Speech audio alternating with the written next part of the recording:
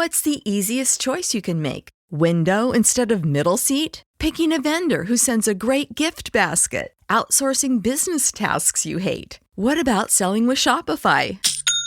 Whether you're selling a little or a lot, Shopify helps you do your thing, however you cha-ching. Shopify is the global commerce platform that helps you sell at every stage of your business. From the launch your online shop stage to the first real-life store stage, all the way to the did we just hit a million orders stage. Shopify's there to help you grow. Whether you're selling scented soap or offering outdoor outfits, Shopify helps you sell. Wherever and whatever you're selling, Shopify's got you covered. Sign up for a $1 per month trial period at shopify.com/try. Go to shopify.com/try now to grow your business, no matter what stage you're in. Shopify.com/try. When you need mealtime inspiration, it's worth shopping Kroger, where you'll find over 30,000 mouth-watering choices that excite your inner foodie. And no matter what tasty choice you make, you'll enjoy our everyday low prices, plus extra ways to save, like digital coupons worth over $600 each week. You can also save up to $1 off per gallon at the pump with fuel points. More savings and more inspiring flavors make shopping Kroger worth it every time. Kroger, fresh for everyone. Fuel restrictions apply. This episode is brought to you by Indie Insights, our bi-weekly newsletter and love note to independent film. Inside, you'll find tools, tips, and tricks vetted by industry professionals, independent films that will inspire your creativity, filmmaking events where you can rub elbows with filmmakers just like you, and so much more. The best part of it all? It's absolutely free. All you have to do is go to www.bonsai.film/subscribe, and within a few clicks, you'll be part of our newsletter community. Again, that's www.bonsai.film/subscribe to get Indie Insights, a free bi-weekly newsletter from Chris and Nick at Bonsai Creative.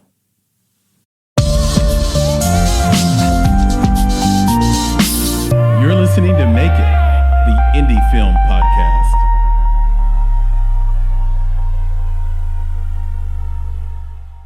Hello, Chris here with another episode of the Make It Podcast. And with me, as usual, is my good friend and co-founder, Nicholas Buggs, and our esteemed guest today, CTO of, is it Film.io or Filmio, Chris J. Davis. Correct me, how do you say, I heard you say it differently in our preamble. How do we actually say this thing? First of all, esteemed is stretching the truth a bit. But I appreciate the approach there. That was nice. Makes me feel good about myself. Right. So the company is Film.io, but I still tend to say it that way because for years that's how we were trying to get people to say it, but we have bowed to social pressure and people do not want to say Film.io. Filmio is completely fine. It rolls off the tongue, if you will. It's easier to say, and that's what we want. We want to become a household name, and the easiest way to do that is to be simple. Yeah, there's something about ending a word in a Y or an O that's very easy on the tongue. So before we get too far into it, tell us a little bit about sort of where you've been, like what we might know you for, where you've been on this journey before you started. I think you co-founded this company, Film.io or Filmio, and where are you at in that company now, and why do we care about Film.io? Sure. So as for where you might know me from, I mean, depending on the age of the person who is watching right now, if you're an oldie like I am, from the early days of things like WordPress, I helped develop a lot of the features for it and helped write books around it. So there was a theme called K2, which was one of the most popular themes for WordPress for a long time, and I helped develop that. I created the first function system for themes that they eventually wrapped into core, and that's why you have that's why you can add code really that executes to a theme, is because of the work I did with a friend on K2. So if you've used WordPress, and you probably have, you're welcome. and that might be where you know me from. I've also worked with places like the ASF, the Apache Software Foundation, which they do the Apache web server, which powers a large portion of the internet, and a couple of other. I got very big into open source because it's very communal, and I believe that things should be shared. I should be able to make money and take a bathtub, fill it with money. That's my goal. Nice. But if I can do that while also helping other people learn and share, then like it's just a win across the board. So you could know me from any of those things. And then if you're really old on Flickr, you even know what that is. Right. I know Flickr. Yeah. There for a while there was this thing about being John Malkovich created all of these moments where people were like being this person. And so there was a being Chris J. Davis because I'm always mean looking in my photos. That's just my resting face. I have a resting axe murder face. It's just the way it is. But like there was a whole thing where people were submitting those and that went around a little bit. So like I said, if you're old, you know that. I haven't done a lot in the last 7 or 8 years that you know about because I've been head down working my butt off on Filmio. And that tends to be an all-consuming when you're trying to change an industry and by that hopefully making the world a little better. It's an all-consuming type of thing, and you're just 24/7. That's what you think about. That's what you're breathing. That's what you're everything. So I would just love to dive into that, man. Like, can you let's talk about that. Let's talk about a little bit more. Like you just said, change in industry. Like, what does that change look like to you? Right? What is the spark that then gets you to do Filmio and other things? The fantastic question, and thank you for asking. My pleasure. Because it's what I want to talk about more than anything. The movie industry has had very little change, really, since its inception. There was a time when there were a lot of small studios, and everyone was kind of making stuff. There was experimentation. Weird things were being released, especially in the very beginning before we had talkies, before sound was introduced. A lot of things were going crazy. You had Buster Keaton and those guys that were inventing what we take for granted today. And at some point, it became more rote and consolidated. And over the last 10 or 20 years, it's become even more consolidated to where 5 major studios, give or take, control everything. Disney's a prime example. They own Fox, Marvel, Lucasfilms. 70% of what you watch, they own in one way or another. And because of that centralization, it becomes very difficult to create content if you're not wanting to be in that system, if you're not well suited for that system, or if you don't have connections to that system. And if you're on the outside, you're looking at, 500-foot wall you have to get over, and there's just no way. And there have been attempts to fix this problem, things like Kickstarter and Indiegogo, where you can go and try to get your film financed. Mm-hmm. But I really believe that bringing different groups together around content is what is going to make this work. And at Filmio, we've decided that if we can bring fans who want the content, and today, I'm sure you're fans of content, I know I am, the only way I can be involved in a movie I love is to buy a ticket after it's done. I go and watch it, and that's great. And I've had this moment of collective joy with all these people in this room that are watching it with me. But wouldn't it have been great to be part of that journey from the inception, from the idea, and to be able to give feedback and to help grow the audience, to be like, let's telling the two of you, I found a really cool project over here. You guys need to come and look at this because I know you would love it. And now you've found something that you go, yes, this matters to me. And then you tell more people, and we grow this community around a project that is there for the whole life cycle, from production, post-production, release, and then the Holy Grail, of course, that person comes back and starts again. And they have a community that can go with them because they've already been on the journey once with this person and seen this amazing piece of art they've released, this gift they've given to the world. If they want to do it again, you're going to go with them if you have a place. If you have interesting things out of that, Chris, and sorry to step on you there because I don't want to lose it. First, and I'll actually go in reverse order. First, what you described kind of is how movies get made, but in a much smaller group, right? Like as a film investor, you want to play long games. with long-term gains of long-term players, basically, is how it's termed. And if somebody goes and makes a movie and you love it, not even if it's profitable is a goal, right? Like I want a bathtub full of money too, but that'd be nice. But if you love the movie, then you say, well, let's do this again and again and again. And now the thing is, well, how do you get more people into the boat to make that happen? Mm-hmm. And then I think too, earlier you mentioned having sort of this Flickr moment. Mm. And for those who don't know, like Flickr was sort of an at the same time or pre-Instagram web app where you sort of uploaded photos from all across the world. Well, if that sounds like what's the big deal, here's the thing. What happened around that was an amazing community. And when you said, when you mentioned Flickr, the first thing I thought was, what happens to a community when you get your purpose or the center of that community taken away from you? And it felt like some of that Flickr community went to Tumblr. Some of it went to Instagram, other places, but you basically disband a community. And I just wondered, did Flickr inspire part of your feeling on this, having experienced it firsthand yourself, that community?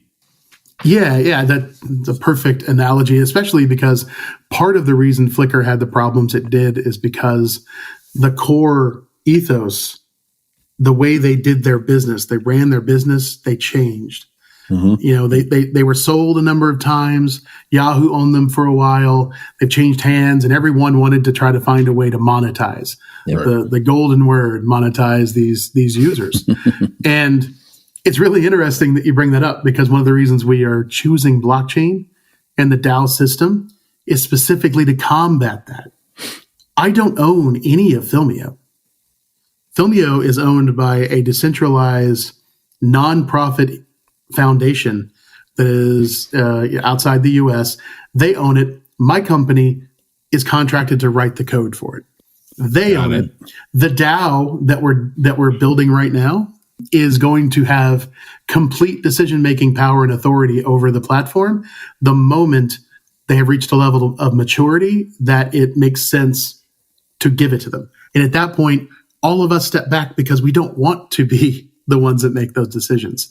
And so essentially the community is going to be completely in charge of the future of this platform and its longevity. And if they want to monetize, that will be a community question, not some people in a boardroom that don't care about any of the community or the projects. They see numbers, they want to turn those numbers into dollars, and they find the way to do that. And we are creating an entire system that combats that through transparency, fairness, and immutability, which are like the three key components of the blockchain and why we chose it from a data standpoint. And since we're talking about it, to be clear, we're not like a fully blockchain app, because we want massive scale. Because we believe this idea should have massive scale so that we're a global application, anyone in the world can join, anyone in the world can add projects. We have a ton of stuff from Spain, for instance, that's been a real hotbed of activity for us, which is fantastic. And we want to make sure that this is a massive global scale application like Facebook or X. I saw that. And it's hard to say. Right. And to do that, we needed to be able to ensure performance, scalability, and blockchain-based applications that run on top of the blockchain just don't have that scale. Right. And so we have approached it in a way that I really believe technology should be used for what it's the best for. And the blockchain, in my opinion, is best used to promote transparency, fairness, equality, and immutability, and independently verifiable, like rings of trust, right? And so we put any data that would be useful to decide if a project is successful. All of that goes in the blockchain so that it's independently verifiable. No one owns that data. I can't fake it. I can't lie about it, which is one of the things you always deal with. You go to Netflix, you put a movie on there, You don't know your viewer numbers. They don't tell you that. Right. Yeah. You will know everything. And more importantly, you can independently verify that it's true. And I can't stop you from doing it. That's why we chose that technology. That's the big one, because Netflix just released their data for the first time based on the new WGA and SAG contracts. Oh yeah, they were forced to. but you can't independently verify the data. And so what's the, okay, well, you put it out there and you basically are trusting them to be good stewards of the community, even if it costs them millions of dollars in residuals based on the data that they release. I don't want to assume, by the way, Chris, I don't want to assume that everybody listening to this knows some of these terms. I know these terms. Nick knows these terms. But let's start at the top with DAO. You mentioned DAO. It's spelled DAO for those who don't know. It had a lot of sort of heat and notoriety around it back when a DAO was competing with billionaire hedge fund manager Ken Griffin to purchase, I think, an edition of the Constitution. Oh, that was my favorite thing ever. and since then, frankly, it's lost a lot of notoriety and a lot of heat around it, as has the blockchain as well, that sort of came with sort of the crash of crypto. But I want to just have you, an expert, come in and just describe what a DAO is to the people, and then describe immutability and then the blockchain. Yeah, fantastic. And I just want to say at the top, I am so glad that all of those things happened. The heat being off and it being the like AI has become the talk of the town. Right. And that makes me happy because there was so much hype around what all of these things were that it outstripped what they could do. Yeah. And it made things very uncomfortable, and there were lots of problems, and people were creating DAOs and getting tons of finances entrusted to them without understanding how to do anything with it. Because it was so new and it was all just, that's the new buzzword. And so just like I want all these technologies to be like SQL databases. Okay. They're just common. Everyone uses them because they're good at what they do. And so a DAO is an incredible idea. And they're very hard to run. But if you take your time, we believe we can build one that makes sense. So a DAO is a decentralized autonomous organization. I like to think about it as it's a spontaneously formed collective of people that want to make decisions about something. So if you wanted to have dinner tonight and you're going to go out with 50 of your friends, they become a DAO in theory anyway, in practice too, because everyone's deciding what they're going to eat. Everyone has an opinion. You end up voting almost always. And the only people that can vote are the people who are going to dinner, right? You don't ask someone at the table next to you at the cafe where they think you should go to dinner, because they're not going with you. They have no say in this. You might go, what's a good Italian place? Because you live here and I don't, but they don't vote. Only the people who have the right to vote are able to. And then it's democracy, right? Whoever the most votes for a place, that's where we go. Don't cry about it, or you can just not go and eat with us. And that's basically what a DAO is at its very basic level. It's a group of people who are able to come together. In our system, anyone who has a fan token, which is our proprietary token that we use for governance. And that's capital FAN, right? Yeah, yes, sir. Mm-hmm. Anyone who has a fan token, even just one, is automatically a part of the DAO. You just are. Because holding that fan token means that you've done something. You've earned them through the system itself, which means you actually have participated and you care about what's going on. And we feel like if you've participated enough to amass fan tokens, then you should have a say in what happens in the place that you're at. So all of those people are able to make decisions on our platform. Today, the main decision-making process is around projects. So we view every project that's published on our platform as a DAO proposal. And you vote on the DAO proposal by staking your fan tokens to it. That is your vote that you want to get behind it. It's a really, I love the idea of it because fan tokens are a thing that lets you do something. They're governance power. And to take some of what you have and lock it up somewhere, and you can't use it again. You still own it because it's staked. You have to unstake it to do it again. But the moment you put that one fan token on Chris's project, you can't do anything else with it. You've committed it. Mm-hmm. And that is a decision. Doing a thumbs up is not a decision. That is a just whatever. Like, they had good lighting. That's but if you're going to take that token, which you probably did a lot of work to get, and associate it with his, knowing you can't do anything else with it, that takes a thought process. You have to think about it. You have to really believe in that thing to sacrifice, because that's what that is. You can always go get it back, but then that project doesn't have your vote anymore. And so these are real decisions. And that makes this, to me, way more believable as a metric of what people believe in. Because there is a commitment and a sacrifice there that they're having to make at the moment of staking in the context of our application, which I think, the whole reason we're doing all of this is to try to create an environment where an investor, which is the third group that we want to have in here, we want to have fans, creators, and investors together, can look and see what projects are being supported by people.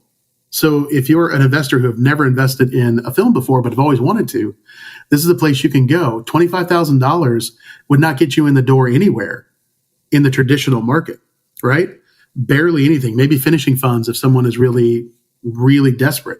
Mm-hmm. But on our platform, that could get a creator who's never made anything, a lookbook made and a sizzle reel made. And so you've become an investor in their future in a way that is more meaningful because you've talked to them. There's a real connection there because it's just two people talking, making connections on this platform, and then going, I believe in what you're doing.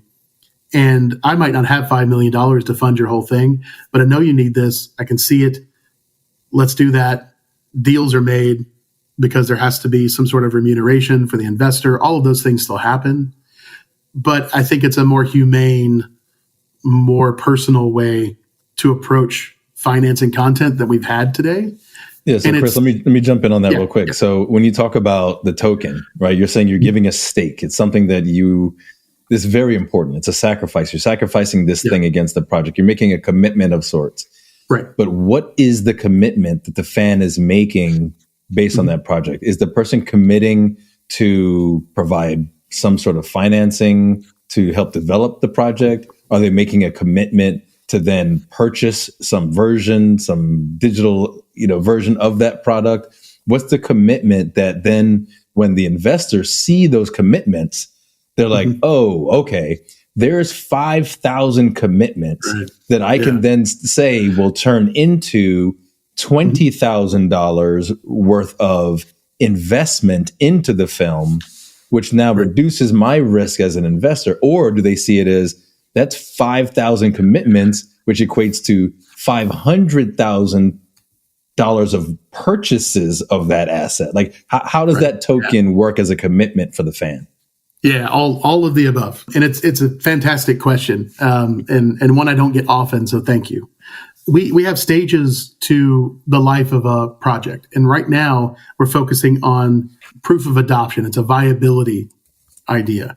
And so today, your commitment is to supporting this project, putting your name behind it, and locking up the tokens you've worked hard to earn into it. That gives you things like preferential, your commitment there gets you right now when we're going to have NFTs because NFTs have cooled off just like DAOs. But they're still useful. The craze is gone, thank God, but they still have use, and especially in media like movies and virtual versions of props that you could buy and own the only NFT of that gets you a free stream of it. There's all kinds of really interesting things that we can do with NFTs that are actual value adding and not just a weird profile picture that is worth $50,000, like real value to a person who loves a project. They get to own something in one sense. So when a project launches their NFT campaign, you get preferential placement in that because you staked. And the longer you stake, the better your position is in that line. We also have FGR, which is fan governance rewards. So we're rewarding you for staking. You earn more tokens for staking that you can then turn and put into another project, or when you collect it, put into the project you're already on. So we're trying to reward someone for committing that token to that project by giving them more of the tokens, because that's what we want them to do, and that's what adds value. There are things like when they're ready to get into the development phase and they need to raise a round of funding, they could create campaigns to get different types of crypto like Ether or Bitcoin or USDC donated to them or sold in like a Kickstarter thing. We have an entire suite of tools that we are in the middle of building that are for development. That's finance development is the next phase of our life. We have built an audience participation system that allows us to validate and de-risk investments, which is what you were saying before, which is really great from a data standpoint. That if you have 50,000 people we have multiple projects that have thousands of reviews, that have 500,000-600,000 fan tokens staked to them, and have tons of comments and all of this stuff going on. That score that's computed from all of that is a really good way to see the viability of a project from an audience standpoint. Yeah. A lot of people care about this and they've been active on it. The next phase is doing the financing and connecting the staking and the reviewing and all of that data to how financing works in our system, because we want that to be a new way of financing that is more reliable. It is fairer to everyone, including the investor. And it's de-risked again because they've got this chain of data and a history. That's the other thing too. Like you have this entire history of the life of this project, from a log line to a fully realized script that the creator can say, you want to give me money. I'm assigning the permissions to you to read my script because I have a script done, which I was able to do because my community supported me and they helped pay for it. There's all of these bits of data that we believe will make it easier to choose investments that have lower risk because there's a built-in community at the beginning, as opposed to hoping to find one after it's released.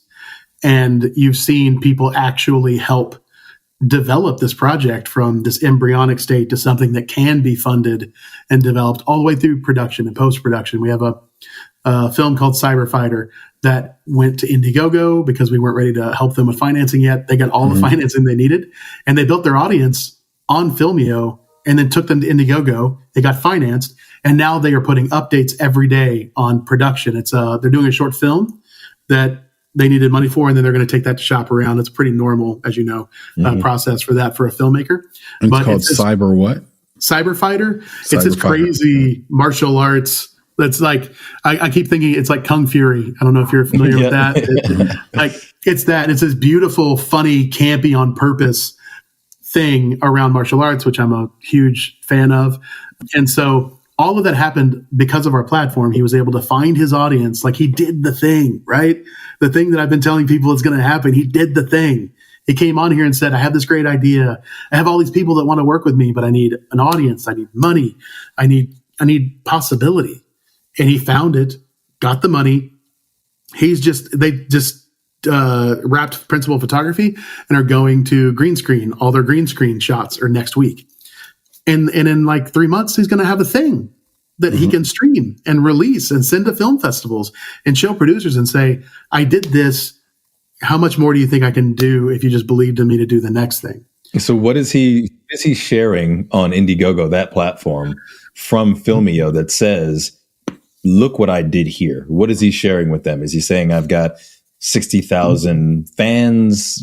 How does that work? What's that language around, here's the community that I developed, and here's maybe how you can validate or verify that I have this community? How did he do that and share that in order to leverage what he did on Filmio on Indiegogo? Yeah, I think he actually went the other way and leveraged his community on Filmio to point them to Indiegogo, because he had already done so much work, and he's one of the most active members of our community. He really got it, right? And he's been posting like crazy, and he built a large community over here and said, okay, now we're ready to fund. And he created his Indiegogo campaign. It's kind of like the wall on Facebook. Every project and every profile has a newsreel, as we call trying to use as much terminology that makes sense within the context of the industry as we can. And he was just posting on his newsreel for his project and his personal one constantly. People subscribe to them, and then you get updates to your unified wall kind of thing, just like Facebook. And so he put out there, we're live on Indiegogo. And within a week or so, he had everything funded because the community showed up. And he's now been engaging via Indiegogo with the emails and the updates that they do, as well as pushing all the, content that makes sense, continually updating in Filmio, which is really the right thing to do because he's already built an audience.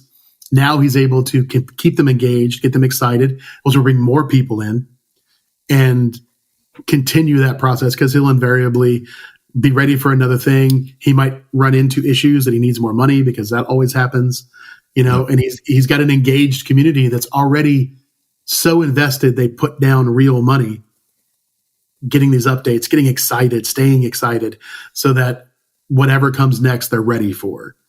And it's just been gratifying to me to see the thing that I've always wanted to happen. And I didn't have to do anything.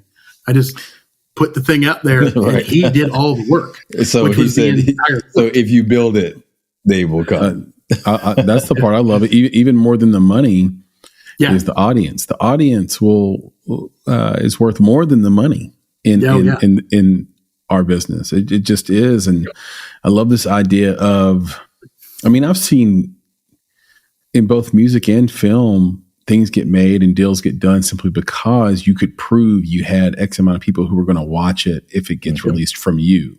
That's right. Or listen to it, or this, look how many people show up to our shows. We sell out regionally. Like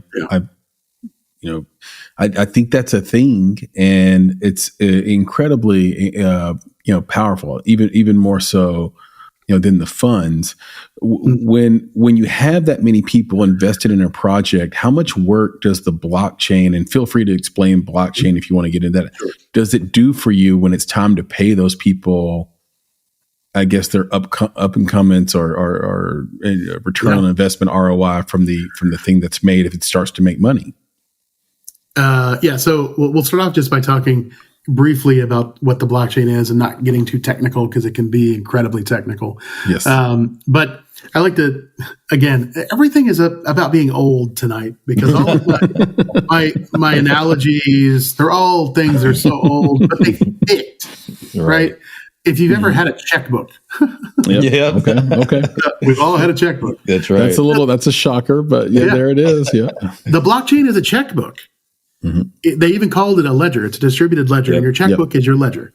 And the difference is that in the blockchain world, anyone who wants to download a copy of that checkbook can, and everyone has the same data for the checkbook. And this is incredibly important because the way we stop bad data going in there or hacks and things like that is that all of the checkbooks that everyone has, and it could be millions of people, they'll have to agree. Anything that doesn't agree is kicked out of the system. Okay. And because anyone can download that data, and they call it running a node. So the three of us could go run a node somewhere, and we could be running a node on Ethereum, and we'd have an entire copy of the Ethereum data running through our servers. And it would be added back to the capacity of the network. Super important because that's what makes it resistant to censorship and hacking and all of that, because you'd have to own 51% of the network in your grubby little hands to be able to change data. And that is nearly impossible. There are some really big companies that run a lot of nodes for Ethereum because it's become the most cost-effective way. But even then, they can't own enough of the data to make changes and force them on everyone else. And that's super important. The transparency of it, and that's what we call immutable. I can't go and just hack it because I'm smart and change a 1 to 0 and change the outcome of something. It just doesn't happen. And what you were asking, Chris, about how does the blockchain play into rewarding people, and or how much work does it do for you as someone who understands databasing at a high level? I mean, I could imagine if 100,000 people gave $20, That's just an example. I'm not saying that happened, but as an example, that's a ton of work. I mean, these camera accountants who have to pay out all the folks who invested in a studio film have their hands full all the time. Yeah. So how do you deal with so many people that might want some type of Indiegogo style return? Right. Yeah. The blockchain does quite a bit there from a data integrity. We still have to write the systems that allow for taking all that money and doing something with it. But the integrity of the data that what we're doing with it is based on is way better in this world. It's not just a SQL database in AWS somewhere. It's this globally distributed ledger that can be independently verified. So if Nick, you raised $20 million for your film, I can't make it look like you raised 10. I can't do it. You can independently verify it. Your investors can independently verify it. Your community can independently verify it, which also means you can't make it look like you raised $10 million, right? Which is important. And are you prepared? Is the platform prepared to do that now? Because it sounds like where you are in the current stage is more about getting the thing made through seeing that people staked, right? You staked your token, right? It's basically audience. That's the main thing. Yeah, it's validation. We call it validation. The validation of the idea. We are right now starting the work and have already designed all the features for the funding component. So we're deep into that. We doing some last minute things for getting us to a really solid platform we can build everything on. We have one last hurrah of work that we're in the middle of doing right now.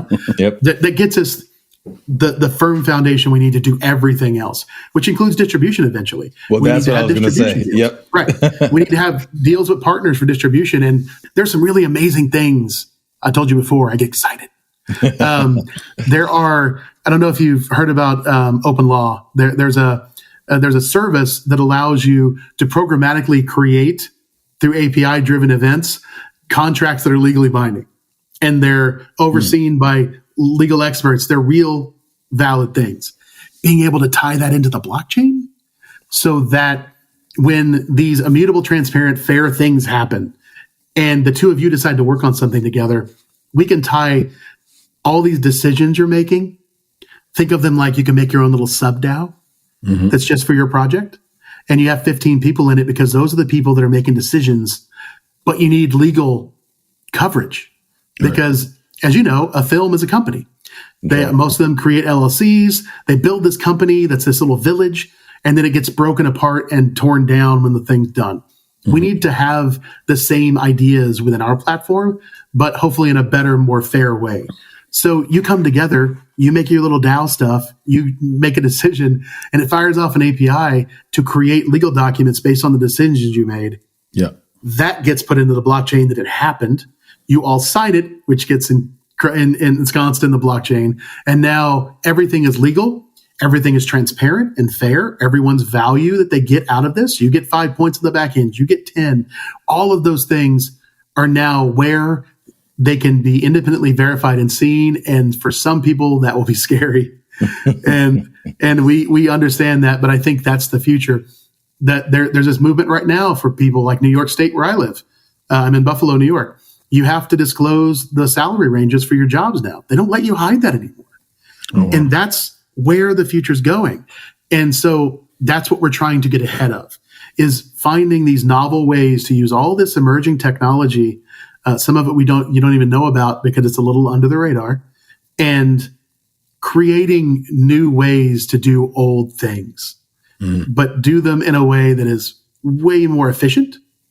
The cost of doing this stuff is going to go way down, which means profit margins will go up even on a smaller amount of money, right? It all kinds of equals out.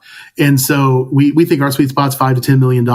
We want to make big. That's our big budget, right? Because we want to promote indie cinema. I think that's where the most risk happens, the most experimentation happens, the most art happens. If Spielberg wants to come to Filmio and put his next project on there and raise $500 million, call me. Let's do it. Let's do it. But I think that's, we won't get people like that, at least right away. But if I can produce $5 million Moonlight level films that have cultural significance, they resonate with people, and they make them think, then yes, let's do that. Right? Yeah, let's do a lot of that. And so create tools using all these technologies, including AI, which is, it's the hot topic, but it's also a bad topic, especially in this industry because of what just happened. And it was I understand completely.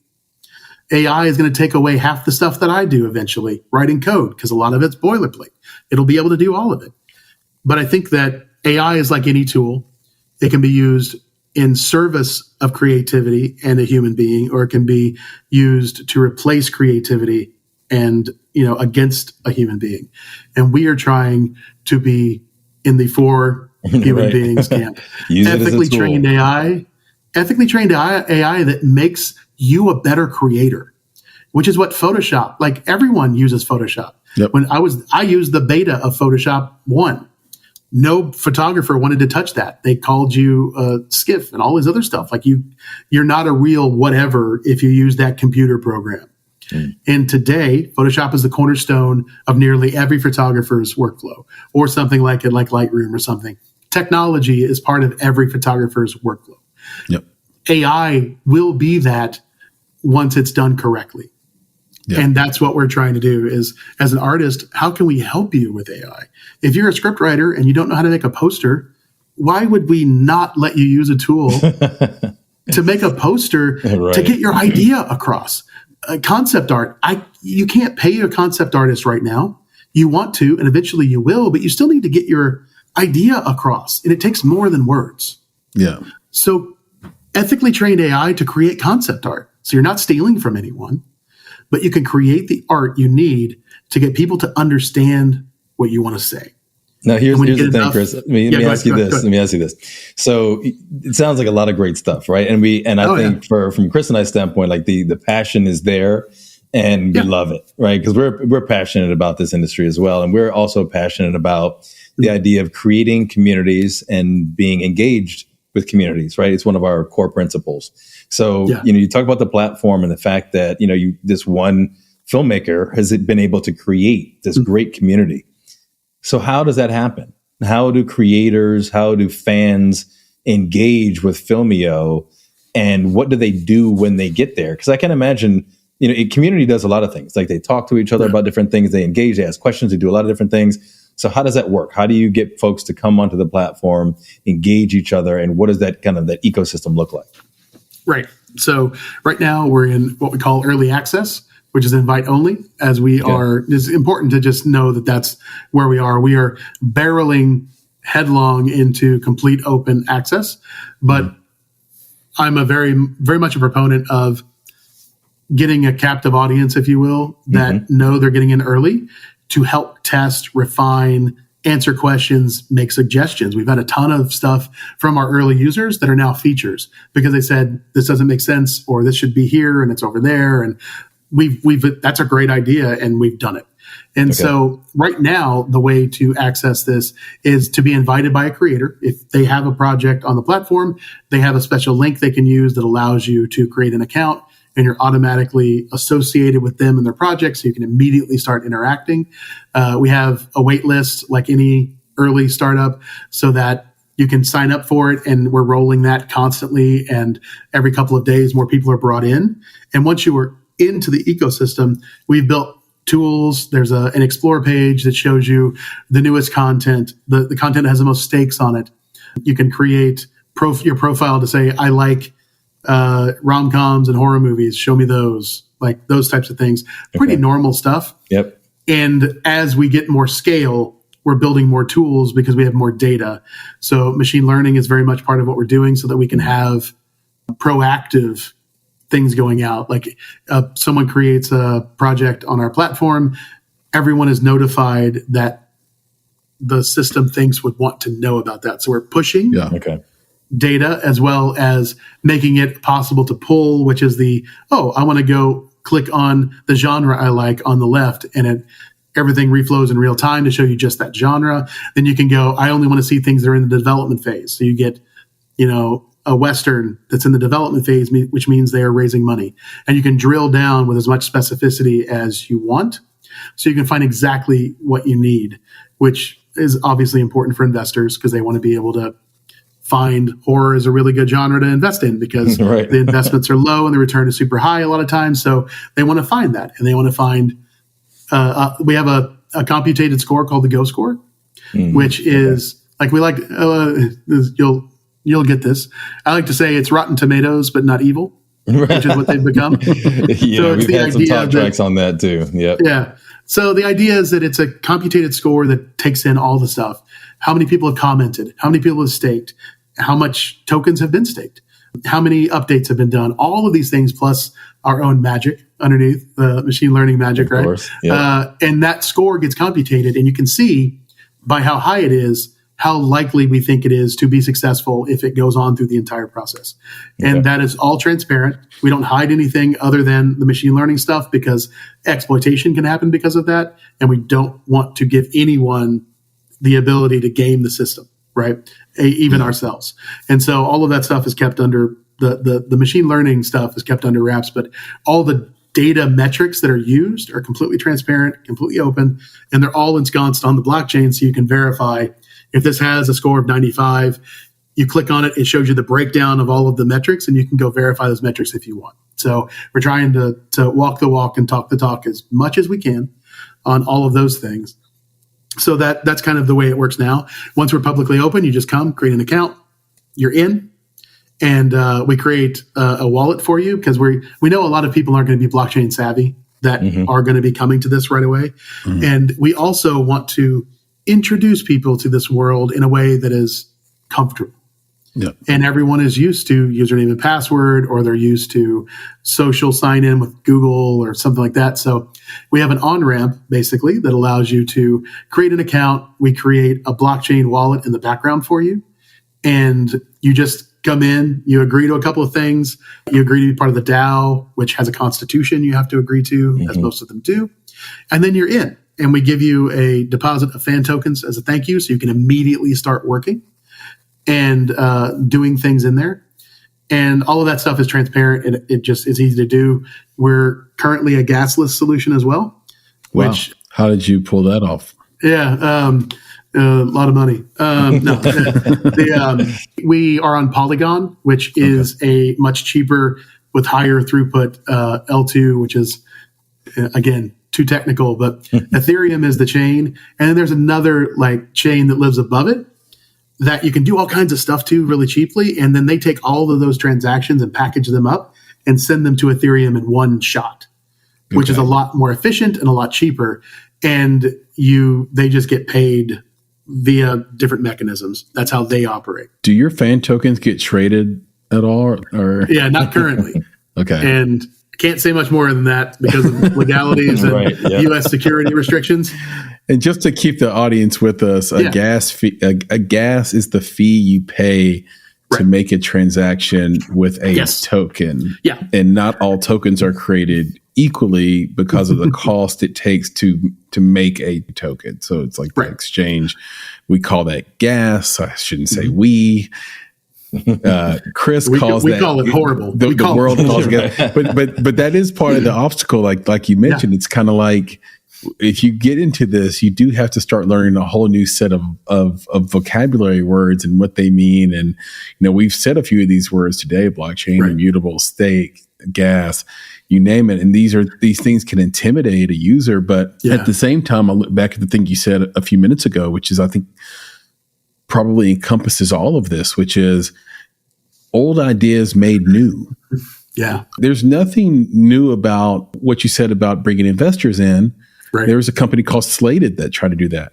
Yeah. The difference is Slated wasn't transparent and yours is going to be. That's a new way to do that. In terms of just community feedback and knowing how to do this, usually was a small group of people that would do this and would be involved. And this one's larger group and more transparent. Yeah. I thought about just hearing you talk. I wanted to know your opinion. Do you feel like what happened with Wall Street Bets was actually a sort of an undeclared DAO? because they had 3 million people basically cost, God, what's the name of the fund? Billions of dollars because they decided to hold and not sell. Yeah. Oh yeah. Yeah. I mean, it as was, a group, yes. as a collective. Yeah. Yeah. They functioned as a DAO. They didn't have an official structure, which I think you're seeing. What I was saying at the beginning of this whole conversation, that DAOs are hard to do right. Mm-hmm. And that is a really good, well, depending on which side of the argument you're on, that was a really good example of when they're done wrong or when they're done right, depending on, they had a reason to do what they did. Mm-hmm. Whether we agree with it or not, that's a different concept. But they came together as a community and they made a decision, which they thought was best for them and the thing that they are invested in. And that's functionally a DAO. There were no constitution involved. Like, that's why we have a constitution. Well, I was going to say, I think that's why DAOs are a little bit better than what they did, because what happened was Lord of the Flies. They basically, there were 3 million people doing it or something like that were on this subreddit, but you essentially had a handful of leaders that they were basically calling all the shots. And if they said don't sell and they said hold or hodl, then you did it and you just followed. It wasn't like you decided. The majority of those people didn't know what was going on. They just had some of those tokens because someone said it was a good idea to own them. Yeah. And they were looking to the leaders because they thought they knew what was going on, just like you do in any community, right? There are people you feel like either they create the illusion themselves of competence and authority, or the community has given it to them. And so that's what happened there. And you're absolutely right. DAOs are better when designed correctly because of constitutions, limits on what they can do. You have to somebody has to create a proposal.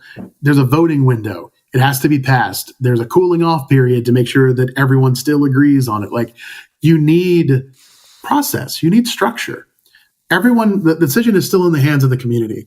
But if you don't give them guardrails and structure, it's anarchy. What you were saying, it's Lord of the Flies. They just people just get swayed by someone's rhetoric, and then bad things happen and things crash and catch on fire.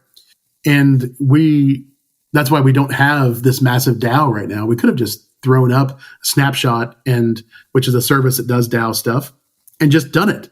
But we're going to build our own because we want it to function a specific way. Like I was saying before, we wanted to integrate with third parties to be able to make decisions and then have legal structure around them if necessary and all of that stuff. We want to do it right because we care about the thing we're building and we think that it has legs, and that when we give it to the community, if they are trained correctly in the sense of they know what the blockchain is, they've been informed. User experience is very important to me, and it's important to the company. I want people to come in here and feel comfortable, feel at home, and learn. I love teaching. I want them to learn because there are beautiful things in the blockchain world. There are people there and ethoses that make sense. Man, wait. And so I know, Chris, your next thing has got to be a short animated film called The Blockchain World. And you know what I'm saying? I'm already envisioning all the people who live there and the ethos and the constitution of this, and kind of gives people a real understanding of like, there's a world here.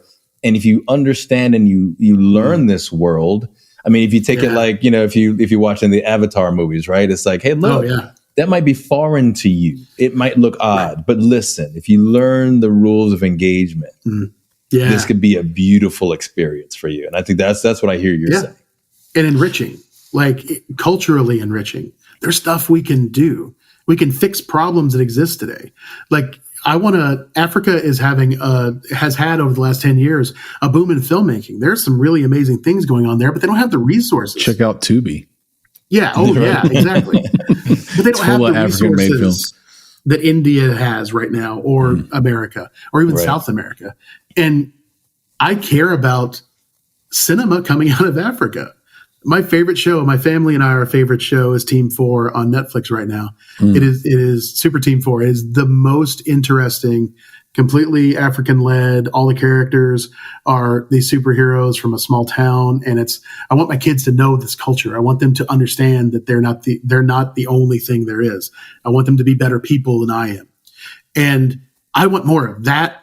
And as much as I love Marvel movies, less of that. Right. Yeah. I do love it. I do love it. It ends up that the audience there sort of is the forcing function behind, the Marvel movies, right? Because we have the demographics that say, we think, basically they know 19 to 24-year-old boys are the one demographic, and men is the one demographic that they can get out of their house and into the theater. And the theater needs that foot traffic. It's a real estate business. It's a density business. Yeah. And 19 to 24-year-old men happen to believe they're invincible. That's this one feature that 19 to 24-year-old women don't have. So they will not go eat a giant tub of buttered popcorn and have a Coke and have a box of peanut M&Ms. A man will do that at that age and think nothing happened to their body internally, like that we're all good. and so because of that, you end up with more and more and more movies that appeal to just that one demographic. And we can debate about this or not, but I am curious. You've got a massive community built up on places like X, Reddit, and even podcasts. Yeah. But you have a general public sentiment that is so averse to what we've been talking about on this podcast. Do you need to convince them, or do you have a big enough audience already? Because you have SBF, you have the dude that ran Binance, I'm forgetting his name right now, CZ. You had CZ. You had all these NFT grifters. I own NFTs. When I tell people about them, they laugh at me. That's just, I'm being honest. They just laugh at me. There's nothing wrong with NFTs. It's just that because it's an open place, the blockchain's an open place and an anonymous place, it brings in grifters if there's millions of dollars changing hands potentially. There was nothing wrong with my transaction. And there was nothing wrong with what I wanted and what I got from it. I got good value, in my opinion, from the NFTs I own. So I just wonder, has there been too much corruption? Has there been too much grift to earn public trust in the short term? Even though we see Bitcoin and Ethereum and Solana kind of going up in price right now. So that is such a fantastic question. I hate you for asking it. But I will answer it with what I honestly feel. But I wanted to say one thing first. Okay. Because we just talked about Marvel and the demographic and all of that stuff. And I agree with you completely with one caveat. I think more highly of the people out there than a lot of people do. I'm not saying that you don't. I'm just saying there's this feeling that if you confront them with something, they're going to fold, or they're just going to go see the thing that makes them feel comfortable. And I don't believe that if it is done correctly. I think a large part of it is, you're absolutely right, bean counters rule a lot of what is made in Hollywood. Oh yeah. But then if it's always a Marvel or DC sequel that gets made, then you don't have any option but to watch that Marvel or DC sequel. Yeah. But like we've seen with the Godzilla movie, not the one from America, the one from Toho in Japan, that's not a mainstream thing here. Right. It's a dude in a rubber suit. Like, it's just not, that's not what we expect Kong versus Godzilla in America. Yep. Spectacle, crazy thing. That is doing massive money here because it is an amazing film that was made on a smaller budget than most middling movies in this country. But it was marketed correctly, and it's just a good film. One person talks to another person and says, I know you're not going to believe me, but go watch. I did that same thing. Barbie blew my expectations out of the water when I watched that movie. It was not what I thought it would be. And I'm telling everyone now, go watch that freaking movie. It's amazing. Give it a chance, because they say things in it. But I honestly believe if we fill the multiplexes with Marvel movies and movies that matter, that say something, they'll all win. Yep. But the studios aren't making those other movies anymore. Right. In any real quantity. And that's where we step in. And I mean we, not just Filmio. people who care about cinema. We step in and say, we're not going to take this anymore because we know people are smarter than that. Yeah. We used to have things like Casablanca, The Maltese Falcon, even the Indiana Jones movies, not like the recent one. The recent one was we know what you're talking about. Was troublesome for me. Those and movies I love that series. Exactly. And they were smart when they started. Yeah. And I think we get to the point where we think that people aren't still ready and wanting smart cinema. And I think they are. We just need to remind them of it and give them the option. It will still have Marvel movies and tent poles and. Well, here's one thing to your point, Chris. I'll say this before I say the next thing. It just hit me. They put it out. It's kind of like we have to watch it. You said. Yeah. And it's like Aquaman is a great example of a movie that isn't good. You could tell it wasn't going to be good just by the trailer. It has made almost $100 million. It's not going to do what they wanted it to do, but it's going to make a ton of money, just a ton of money. And there are movies that even Nick's like a superhero kind of nerd. I'm not. And you can just look, look at his background. You can look at his background and see that. And and I mean that in the most endearing, way, where he watches the movie and he knows the storyline. So he's frustrated that this didn't happen. I'm like, I didn't know. Yep. I had somebody break down why The Flash was bad to me. And I was like, I didn't know any of that stuff. I just watched The Flash and it just felt like, it felt like a movie to me and it just a movie that didn't mean much to me when I left, but I didn't think of it from a story perspective. Right. Sure. But it still made a ton of money. So I think you're spot on with that. And so as long as they make money, because that's all the studios are going to make, maybe they don't have the incentive to change. But what I was going to say is if I could make movies that just feel like Sing Street and About Time for the rest of my life, I'm good. Let's bring those two back, those kind of movies back. I would like to make a Sharknado every once in a while too. We got pitched by that guy. Thunder Levin came to us. He wanted to make a movie about what was it? Pirates that time travel, Nick, or what? What was his movie pitch? It was a musical. It was pirates. It was a pirate musical, right? but here's the thing. You're right, Chris. Like we want to watch that stuff too. Like we need the Sharknado. We need the snakes on a plane. Like we need something that's just going to shake stuff up and be crazy and wild. And because we need all of it. And I think that's what you're saying about democratizing filmmaking is that we don't want it to be any one thing. We don't want it to be any 3 or 5 things. Nick. There are hundreds of thousands of ideas, innovation, culture, all these things that need to be brought to screen. Now, before we get deeper into that conversation, Chris, we got to bring Papa Bear in because now I'm really interested to know, based off of the blockchain and NFTs and all these things, what is he going to stump us with that I think Chris J. Davis is going to know. So Papa Bear, what you got? No, I'm terrified. I'm not going to do it. Let's bring in Papa Bear for things we should know. I hope that you know blockchain is technology and not something you see in Brooklyn or Queens. So give it to us. Lay it on us, producer Papa Bear. Okay, guys. And I think the two of you may not know this, but Chris J. Davis may well know this. Okay, here we go. What is the first film in history to release via blockchain technology, available to stream using cryptocurrency, and who wrote, directed, and produced it? Oh, geez, man! Wait, so how many questions did you ask there? It's 35. Yeah, there's 15. Exactly. Oh, well, count up how many questions you asked. Actually, let's just do one. What is the first film in history to release via blockchain technology? Available to stream using cryptocurrency.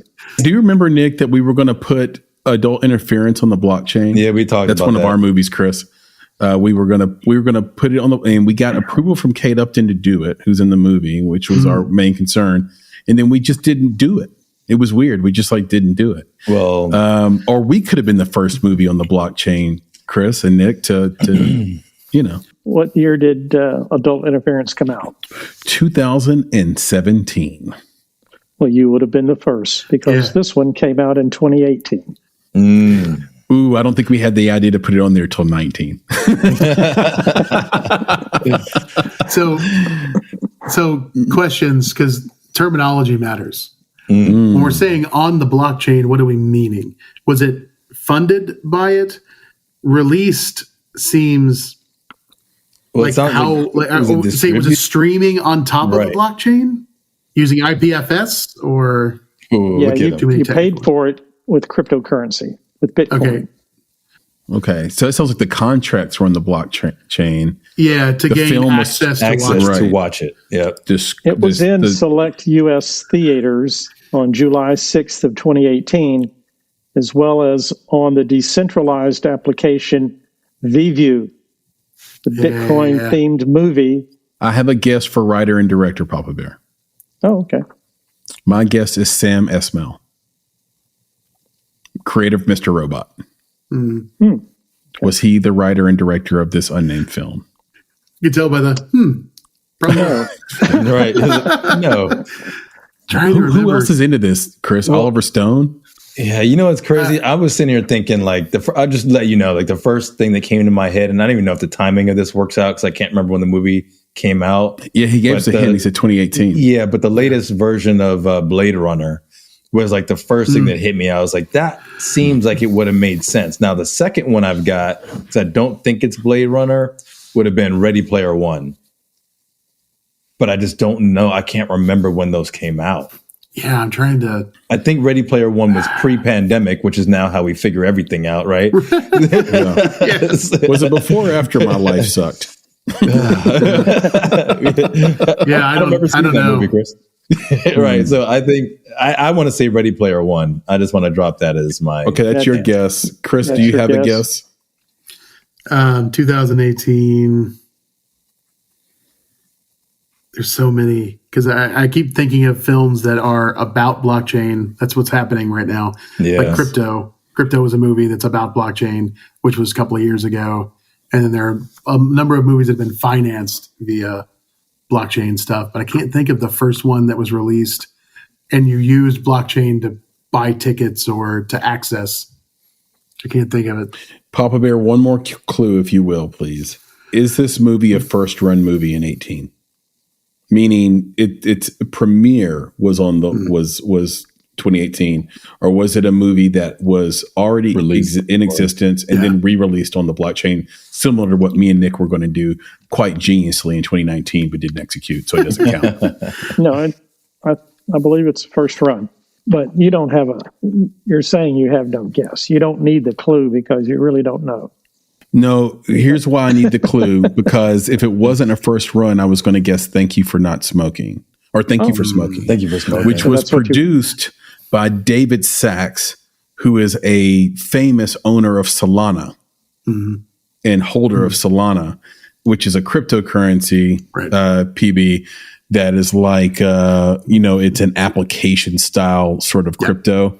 And that was going to be my guess if it weren't a first run movie. I appreciate the disrespect, though. Thank you. All right. So now I want to know. I'm ready. Lay it on us, know. Yeah. Okay. The name of the film is No Postage Necessary. Oh, that's really? So close to Thank You for Smoking in a way, right? Like it's a weird kind of title. No Postage Necessary. A comedy, drama, romance, written, directed, and produced by Jeremy Culver. Did this have a blonde-haired actress in it? I didn't watch the film. Right. But yeah, I believe it did. I saw some photos. I saw the images. It had, what's the girl who's married to Dax Shepard? She's blonde. She was Veronica Mars, right? She's very funny. She was in Veronica Mars. Why do I remember the character name and not the actress? I'm going to look up this movie right now, producer Papa Bear, and see. Yeah. Anna Faris is her name. Anna Faris. It just came to me. Was Anna Faris in this movie? I don't know. So I'm looking it up right now, man. It's Charlene Clossy. Oh no! Yeah. I see. No, it's not her. Chris, you're sitting there in Nashville. Yes, I am. Beautiful Nashville, Tennessee. Jeremy Culver wrote it with his sister, Morgan Culver, who lives in Nashville. Okay, well, I'll have to look up Morgan Culver. Shout out to Morgan Culver. Shout out to Jeremy, by the way, who made this. And look, Jeremy Culver, and Michael Beach is in this movie. Yeah, but it's a big shout out to Michael Beach, man. Shout out to Michael Beach, man. The person you were asking about does not seem to be in the film. We already said that, producer Papa Bear. Anna Faris not in it. It's the redheaded girl. It's Charlene. What's her name? Nick? Clossy, I think. Clossy. Yeah. Well, that's Culver's wife. Oh wow.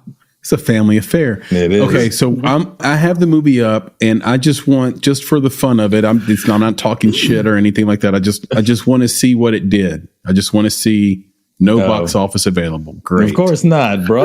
Let's see here. Details.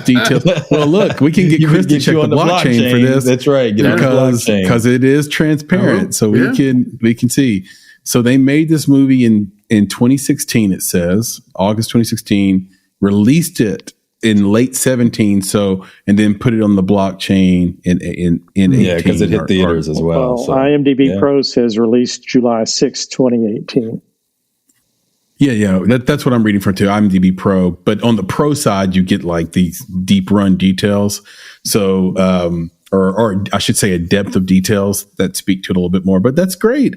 Yeah. I guess my question is, where's the flood? Where's the rest of them that followed this great pioneering movie? Like, it feels like had this movie been made, and look, this now we're going to go back to first principles.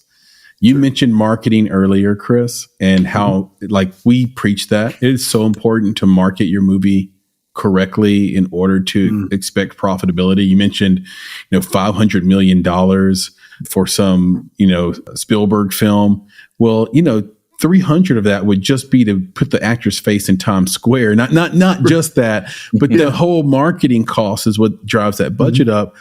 And we talk to independent filmmakers all the time, Chris, about this idea of please have a marketing budget. And then also please resist the temptation.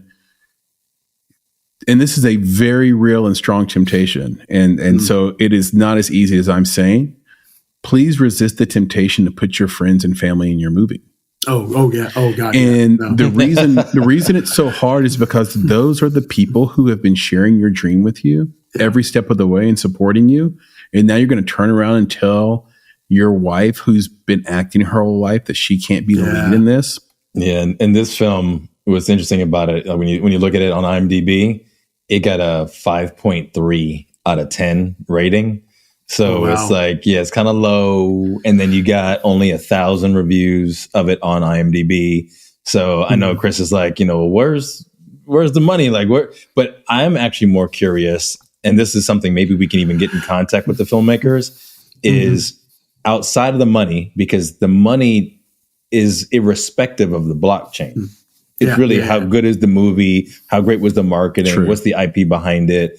But for me, I'd be really curious, like, did you feel protected from your contracts? Did you feel protected how you distributed? Did you feel like what made this experience either better or worse than the traditional method? Because I did go to theaters, right? And I'm sure you could probably find this movie on Tubi at this point. So what was better or worse? So from your perspective, what would be better? Like, how would distributing on the blockchain be better than other more traditional methods? That is an interesting question, especially when you look at the time period. In 2018, nothing.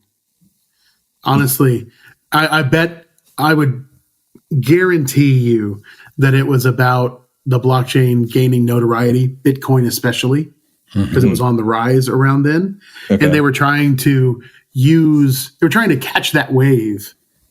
And I mean, in some sense they did. The first film to use blockchain in any form or function within its life cycle is notoriety. It is notable. They got press about it. It allowed more people to know about the film. It's a things we should know question.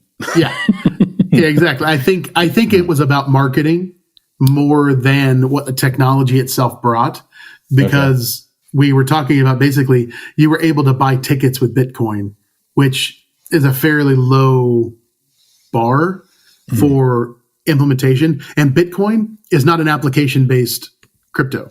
It's just a store of value. So you couldn't even really build smart contracts on the Bitcoin network that would execute and do anything at that time. That is now changing. They've seen the writing on the wall, as I've been preaching for the last 5 years, that the technology that will win is the one that is useful, not has the most value. Yeah. But I'm curious now. So if that was the first film, have you, because I'm not in that world, right? So I'm not familiar with it, but are you familiar with any other films that have distributed on the blockchain that have brought that interest to the community? Because it's not something we hear about in the filmmaking community. People say, oh yeah, I just watched this movie that I purchased rights to see or whatever on the blockchain. Is that a conversation people are having right now? It's beginning, because there are companies that, like us, that are trying to get into the industry, but we haven't had all of the pieces in place until fairly recently. And then we had the whole crash of value in the cryptosphere, which put a wet blanket, if you will, on all of that for a long time. Because there was a company that was in NFTs. So you would buy an NFT that would allow you to have access to a screening of a film. That was gaining momentum when things kind of crashed, because that was where things were going. Is there any benefit so when I think about something like this, like in order to get that real sea change, and I hate to say it because we want the community change, right? That's what we want. We want the ground up kind of change. But what I'm thinking, like, would you like to see, or do you think we'll ever see a Disney now making that the means by which they introduce these other ancillary products? Like you just mentioned, like, think about this. So you're familiar with Fortnite, right? Yep. Yeah. Okay. So my son plays Fortnite, and I'm like, dude, I'm limiting the amount that you get to spend on Fortnite because you're not buying anything real. It's not real. These are skins that provide no value in the gameplay. Okay. Yeah. Like, I get it if you got a new machine gun or a bazooka that's going to help you win, but these don't help you win. So what's different from that and what they're buying, right? These digital tokens, these digital things, versus Disney saying, hey, if you buy the new Moana digital image, by you possessing that, you get to now watch the deleted scenes from the new Moana movie. Is that something that you see them getting into to kind of pull people into that world, or is that just they're not playing that game? No, I think they will. And what's interesting is that Disney, for a long time, was developing their own blockchain called Dragon Chain. And they were doing tons of work on it. It was a really good product, but they decided to spin it off into its own company because they had a change in leadership in that section of the entertainment technology that they were doing. But they invested heavily in the beginning in it. And I think that they're the kind of company that they don't follow trends, but they jump into places when there has been proven value. And it's funny, the Fortnite thing, what I love about this is that if it's Epic, right? Epic does Fortnite. Yep, Epic Games. Yep. If Epic Games decided to make every cosmetic thing in Fortnite and all of the weapons into NFTs, they would be portable to other games, right? Because any game that understands that technology can be used, and then it helps your issue. This doesn't have any value other than you're expressing yourself when you wear the skin. Exactly. But if you can take that and they make another game that is completely different, maybe it's an RPG type game, right? But you can take your skin in and use the same skin that you did in Fortnite. You just port it over because the NFT is recognized by both of them.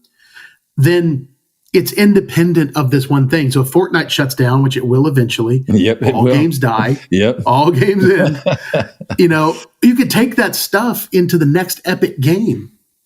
And that's good for Epic because every time a game dies and all of the stuff you amassed goes with it, it's such a power down. You get so angry. I used to be an avid gamer and it made me so angry. Lego Dimensions, dude. Lego Dimensions. Exactly. I was like, no, it just went away. Yeah, but if you could take all of the stuff you amassed in that and like Super Mario Brothers, like my youngest loves the Super Mario Lego stuff. We build them together. It's a really cool system with the barcodes and they make sounds and stuff.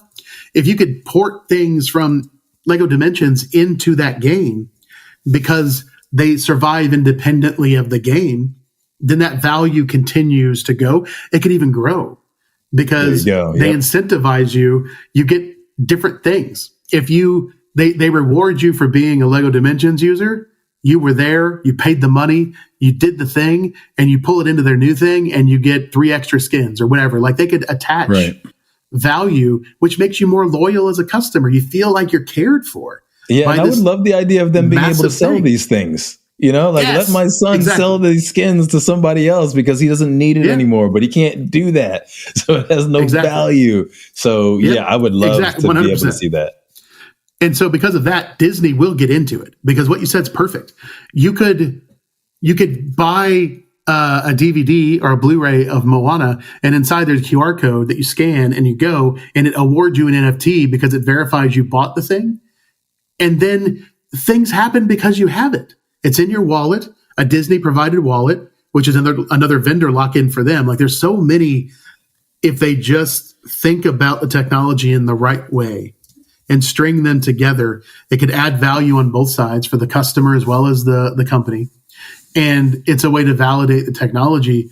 And, everyone always says, well, you can just do that with a database somewhere. And you can, but it's not the right technology for it because it is proprietary, it's centralized. The only reason this would work is if they put it on Ethereum. So it lives on after everything else. Like you can't just shut a server down and you've lost all your data. It's everywhere. Like that's immutability. What we talked about, we're using these words. Immutability means if there's a power outage at the data center that Disney uses, my stuff isn't gone. That's right. It's still somewhere. It's immutable. And as long as the world is functioning, it's somewhere I can get to. Perfect. And that there's power there.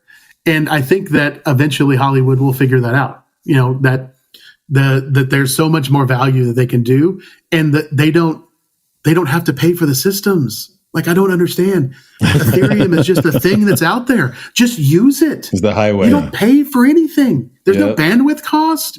Nothing. You pay for gas.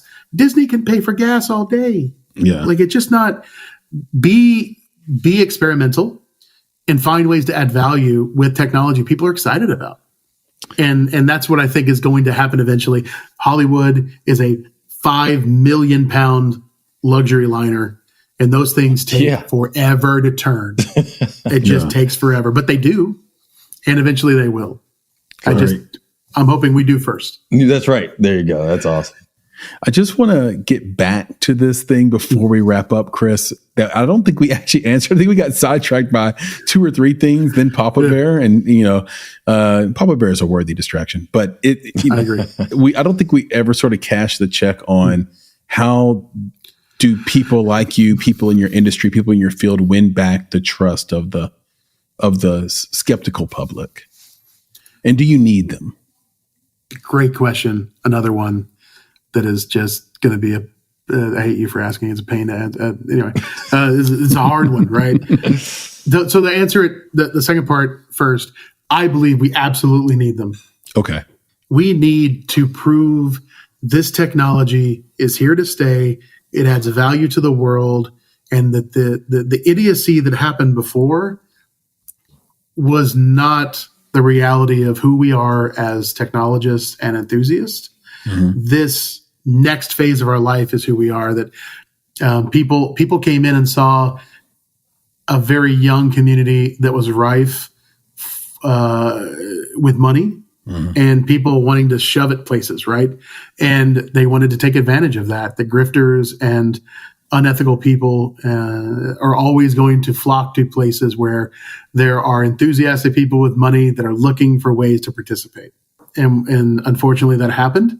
And we have taken those bruises and we have come out smarter, wiser, and with regulatory stuff is always, an oversight is always a dirty word in things. Yeah. But I think the right amount of regulation and oversight is always a good thing, as long as it encourages the growth of a community, as opposed to crushing it and discouraging the growth of the community. And I'm hoping for that in this country. And it's happening in overseas, that they're making common sense regulations so that people aren't taken for everything they have, but you can extract the value that's in the community still in a way that's ethical and isn't going to hurt anyone.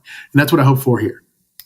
So yes, I want to get them back. And the way to do that, it's funny, but it's to really live the ethos of the community, to be fair, to be equitable, that everything we do has representation.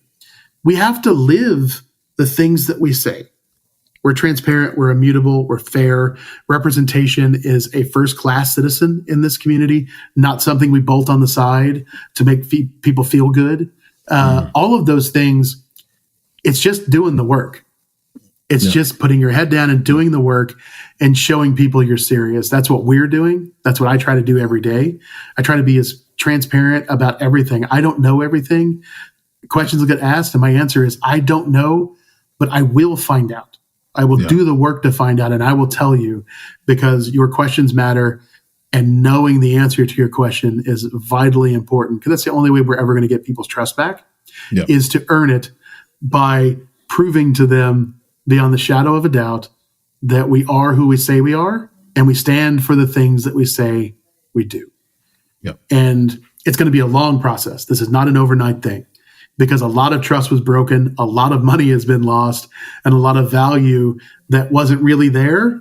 Like the smoke and mirrors are gone, and people are really seeing with clear eyes what this is, which I think in the long run is fantastic, because value will come back. Because there is a place for value here. There are things that have value, and we haven't even, that's what's exciting. It's so young. We haven't seen the real value yet. This has been amazing. So I guess, we'll go ahead and wrap up here. But one of the things that we always do when we wrap is we want to just make sure that the community out there has a way to get a hold of you, a way to speak to you, and see what you're up to out there. So what's the best way out there on the interwebs in the world for people to find you, find what you're working on, and be a part of this amazing journey that you're taking? I'm pretty much Chris J. Davis everywhere. So on X, you'll find me as Chris J. Davis. Instagram, I'm Chris J. Davis, chrisjdavis.org, because I had Chris J. Davis and closed my account and had to create a new one. So the org was the only one. They won't give you your username back. Nope. Threads, I'm on Chris J. Davis.org. Facebook, I'm Chris J. Davis. LinkedIn. And I try to be social and responsive on every platform, because I really want to be a voice in the community, hopefully for good. And so and I love talking to people, especially in those moments, because you can bring other people in and responses come in and you have a little community moment there. So, and always you can get me in those places. And if you go to Unsplash, I'm Chris J. Davis on there. I used to be a professional photographer. And so I put a ton of stuff up there as well, just trying to give things out to the community. And if you want to join us on Filmio, we are still taking people for our wait list. And like I said before, the wait list is rolling, and we're trying to bring people on as quickly as possible right now. So if you go to film.io, there will be calls there to get you to the sign-up list. And you'll be able to get in. And then very soon we will be opening to the public. I can't really say yet when that is. We're arranging a lot of stuff because we want it to be a pretty defining moment for our company. And so we're trying to line it up with the right events and all of that stuff. But you can go and get on our mailing list, things like that, and you'll know when we do there. And if you do get into the platform, I'm also a creator on there. I have 4 or 5 projects that I really care about and I put time and energy into, from a reality show where I drink beer and yell at my friend, and he drinks beer and yells at me, to like sci-fi movie, things like that. So you can find my projects there. I'm Chris J. Davis there as well. But if you go look at other people's stuff, there are real creators who have passion and have worked very hard on the things that they're doing, and they are putting the time and effort into making something of themselves on the platform. And I would rather you go see them. Perfect. But if you want to see what I'm doing, you can find me there. It's there. Perfect. Sweet. And look, Chris, Nick, I think you both will agree we got to do this one more time sometime in the future, because we just honestly just scratched the surface of this. Yeah. Like, it goes deep. The rabbit hole goes deep. We'd love this audience to follow us down that rabbit hole one more time. So Chris, if you'll have us, we'd love to do this one time again, maybe chapter 2, round 2 in the future. Yeah, I'm at your disposal. You let me know when you want to do that. I was going to suggest that because this has been, and like I said before, the best experience I've had so far. I have really enjoyed talking to both of you and would, at the moment's notice, do it again. Please have me back when you think it's right. And we'll talk about anything. We'll talk about Marvel movies. We'll teach him why talk about Lego. The Flash was terrible. Oh, dude. Yep. Let's just keep that. Yeah. We'll take care of it. We're good. It goes beyond Ezra Miller. Yeah. For those who want to keep up with us, you can find us at themakeitpodcast.com. You can also find us on social at _the Make It Podcast, or actually on Instagram, it's _Make It Podcast. On Instagram and X. On YouTube, you can just search for Make It Podcast and we'll come right up, or The Make It Podcast. Either one will work. We have a great channel there. If you want to dig into all the other things we do in the world of film and independent filmmaking and creation, you can go to bonsai.film. That's our website. And if you go to bonsai.film and look in the top right corner, you'll see a little word there. It says newsletter. You can go there and subscribe to our newsletter. It's a bi-weekly newsletter. We have fun doing this. It's a passion project. We find the esoteric and the weird and the hard to find in film and put it all in one newsletter for you every 2 weeks. We don't spam you. We don't do anything with your information. We just want to bring you this goodness every 2 weeks. And you can find out a lot more about what we're doing for independent filmmakers on the site as well, including promotions and things like that. So with that, you know what I forgot, Nick? I forgot to say where to get you, where to get you, so yeah. So before I forget, Nick, if you want to reach out to him, that's easy. It's nick@bonsai.film. That's an email address. You can email him and ask him what those numbers on his t-shirt mean. What is the translation? Independent since what? And you can reach out to me on X at Flame in Your Heart, or by the way, you're spelled UR. And if you don't want to do that because it's a mouthful, you can just search for Chris Barkley. And at this point, I will come right up. Okay, now you can actually do the thing. Nick, I'll do the thing. Please leave us with the credo. Of course. And before I do that, I also want to introduce folks the fact that I'm on Reddit now, definitely trying to do that thing. And that's easy to find me at Nicholas Bugs. Trying to keep it simple. Nicholas Bugs, use my real name because, I'm a real person. And, you refer to me as Nick on the podcast as well. So I want people to know, make the connection between this guy and that guy. So anyway, you can find me on Reddit, Nicholas Bugs. But with that said, to all our filmmaking friends, family, fans out there, be better, be creative, be engaged. And thank you for listening. Nick, Chris, talk to you both soon. Yes, sir. Have a good one. Yeah. All right, guys. Take it easy. Peace, guys. Peace.